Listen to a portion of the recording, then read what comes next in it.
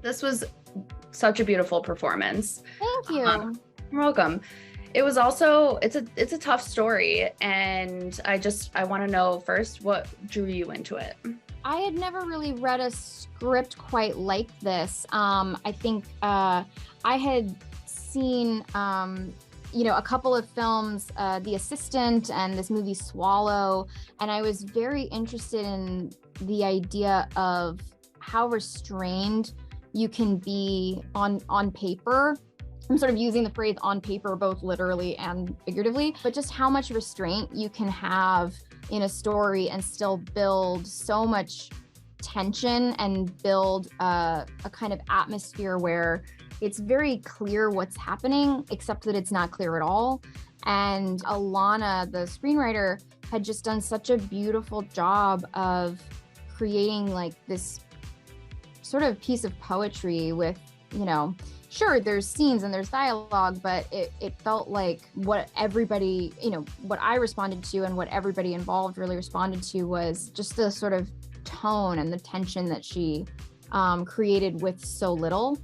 And I think everybody's goal was to try to explore that as slowly and quietly as possible, and to not kind of reach for an easy way to end the scene or a way to make things feel very black and white. Yeah, that was sort of scary because sometimes black and white feels like, okay, well, we got that scene. And this was a really great opportunity for me and I think for everybody to sort of participate in this exercise in restraint and in trusting that what we put on screen was kind of enough evidence to be a story.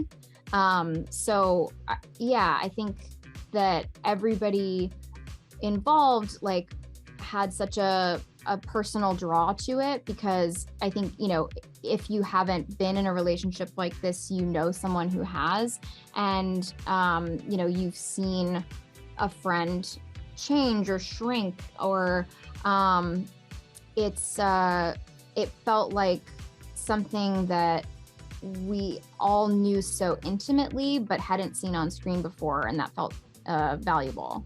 So I know we only have a couple minutes here, and I have to ask, there's really no good transition into this, but 10-year anniversary of Pitch Perfect.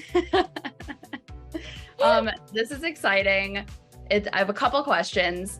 I know that there's the screening coming up for it to celebrate it, if there's anything you can share about that. And also when you kind of think back on the past 10 years and the friends that you made that, you still obviously seem to be very close with, how those friendships, have evolved and what they mean to you throughout these years.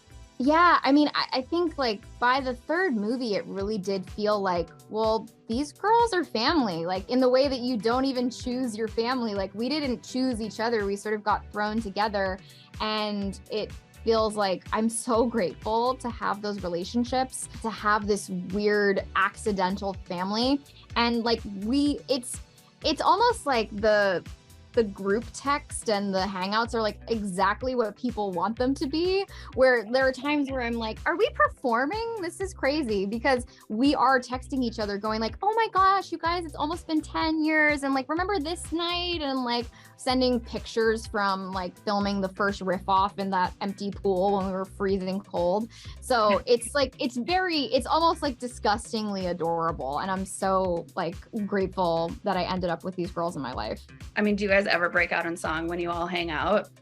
We really don't. I mean, there are certain songs that if you put it on, it wouldn't matter if we were at a funeral, we would start dancing, but there's not a lot of breaking out into song singing wise, but it's definitely a group that loves to party and loves to dance.